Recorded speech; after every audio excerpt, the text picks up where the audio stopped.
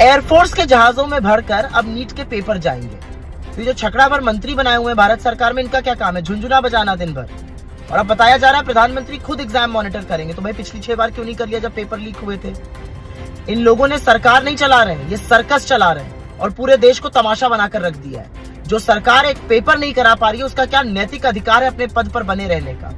इन लोगों ने देश को तमाशा बनाकर रख दिया है। ये वीडियो बहुत जरूरी है, ध्यान से देखना, पूरा वीडियो देखना।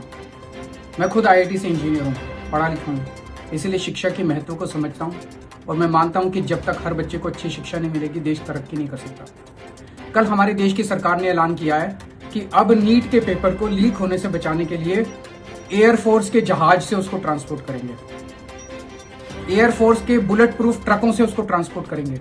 मजाक बना रखा है, हमें बेवकूफ समझ रखा है।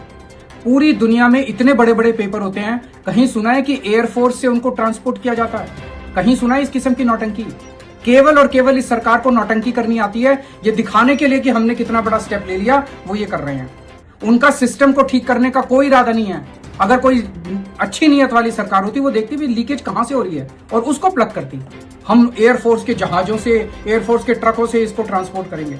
जाहिर तौर पे सिस्टम को बचाने की कोशिश की जा रही है। ये लीकेज जारी रहेगी, जहां से लीक हो रहे हैं वो जारी रहेगा।